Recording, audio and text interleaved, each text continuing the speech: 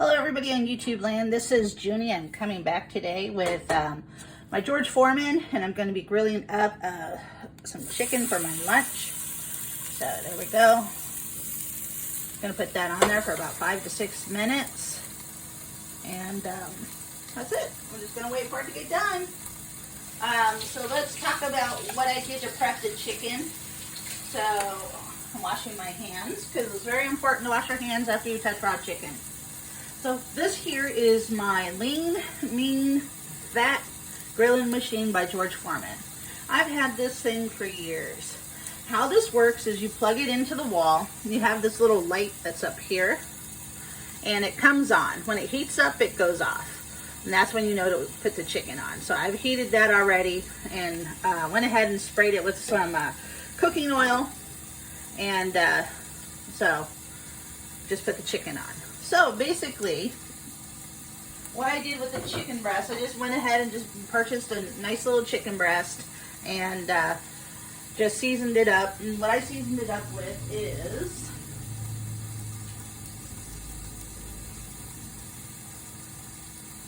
is my Chef Paul Perdon Poultry Magic. Hopefully you can see that.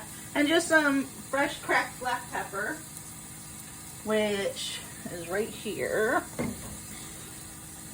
You know, my little pepper machine. That's it. That's all I'm doing. Just simple chicken for my lunch, so I can get back to work.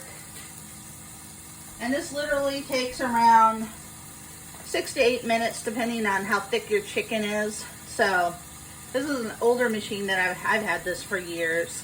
And so yeah. So basically you just get a chicken, pork, beef, whatever it is you want to grill. It's best if it's boneless on here, but you can do it with bones. I've seen people do that. I prefer it to be boneless to be on here. I just think it works better that way. It also comes at the bottom here. I don't know if you can see this. There is this like little tray. I'm doing this on my stove so I can have a little bit better view of doing this cooking. So that's why I've got a couple little sheet pans that I got this on. So we'll see how it works. This way I can use like the vent above my stove. If it starts smoking or anything, I can do that and not have a smoky house. You could do this on your countertop.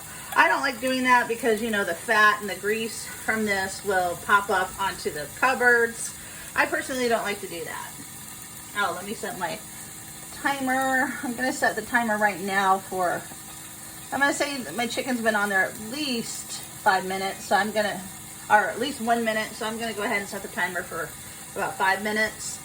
And yeah, and then the chicken should be done. And what I did is I got a full chicken breast and I sliced it in half because it was a really thick chicken breast. It was like seriously thick. So I cut it in half and I'm putting it on here, and I'm going to try to grill it for about 6 minutes. In about 3 minutes, I will check it just to make sure everything's going good and nothing's burning. And if I need to, then I'll flip it. So the house smells awesome with it. This is just an easy chicken recipe that I like to do. And then I kind of know how to tell when my chicken's done by feel. But if you don't, you can get one of these electronic battery operated meat thermometers. You know, you could do that and check your temperature on your meat. You can do that, or you can get just a manual one. Whatever works for you. You know, you got to do what, you know, works for your family.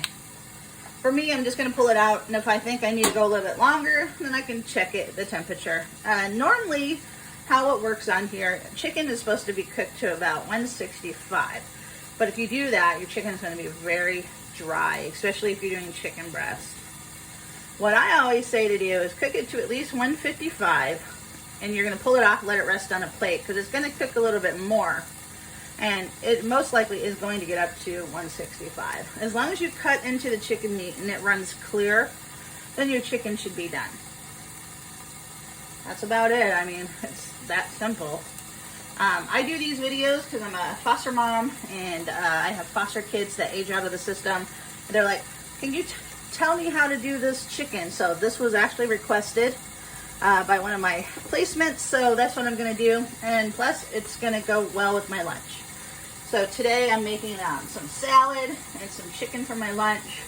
And this is way healthier than going through like Burger King.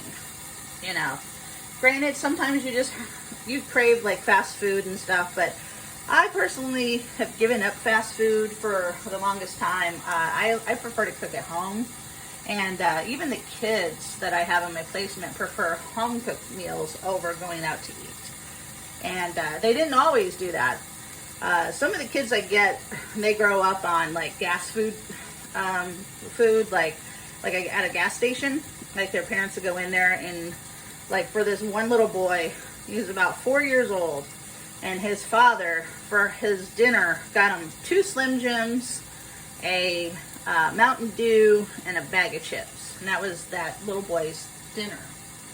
Well, his father fell in sometimes, was involved in the system. Anyway, the child came and stayed with me for a little bit.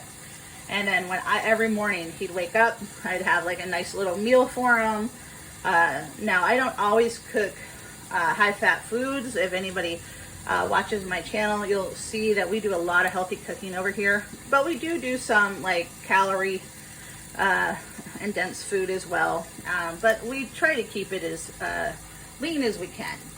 So like for this little boy, I would make him like some hot oatmeal, and we'd put some cinnamon or chocolate chips in there for him, or some peanut butter. He just loved it. And then like for lunch, he wouldn't eat any vegetables. So I would start to introduce like cutting up like veggie like this. This is a good way to get your kids to eat vegetables. So I would just cut up like some carrots, some stuff, and just like keep little carrot sticks, and some like this right here is cucumber, just like little things, and just put like 1 or 2 pieces on there to get them used to vegetables. And then I will graduate them from those vegetables to like maybe some cherry tomatoes. Maybe I'll put a couple leaves of like spinach or arugula or something on there. Just let them try it nice and slow and ease them into the vegetables. Because a lot of the kids I get, when they come to me as a foster home, a lot of times they don't even know what home cooked food is, because a lot of them, their parents feed them fast food, pizzas or microwave dinners, or sometimes they don't get fed at all, and that's why they're with me. So you get that, you get all walks of life, and I always try to go by what the parents are going to feed them when they get them home. Now, I don't buy a lot of frozen processed foods. That's just not going to happen in my home. We cook, and that's what we like to do. Okay, so let's check this chicken breast. Ooh, that's looking good. Look at that. That's done. I don't even have to check it. I already know that's done. I've been cooking on this George Foreman grill for so long that I can tell when the chicken's done. So, let me go ahead and get that off, and that's what I'll be eating for dinner. So here's what it looks like on this side. Look at how that juice is run clear. It's not really fatty, so you don't want to overcook this. And that's what it looks like on the other side. So there we are. So what I'm going to do is I'm going to shut this down. I'm going to turn it off real quick. And so we're going to unplug it. There we go. We got that done. And let me show you how to clean this real quick. Especially if you have an older George Foreman like I do. You get a couple paper towels. And you run it under some water. Kind of squeeze the water out a little bit. So you kind of have like a dry part and a wet part. Then you just come up and just wipe it clean. And it's better when you do it hot, but now if you are prone to getting burned, I have like thicker skin because I cook a lot and I get burnt a lot. So I can probably handle a little bit more heat than some people. Wear gloves. Just get you don't have to be showing off. You don't need to get burned.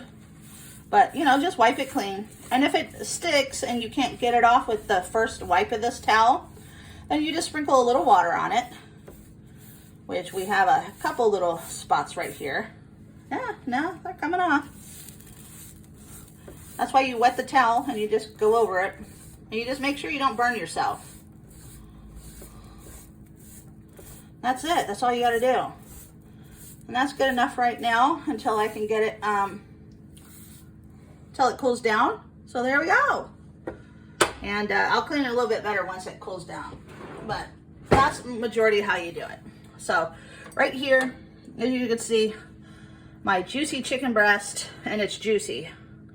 And yeah, so that's how you do a juicy chicken breast on the George Foreman. I do it about 5 to 6 minutes, and it depends on how thick your chicken breast is. Like I said, I had thicker chicken breasts and I cut them down the middle, and I just cooked half of it today. If you could, please like and subscribe to my channel. I hope this helps you out. I hope you can cook some healthy dinners for yourself and for your family.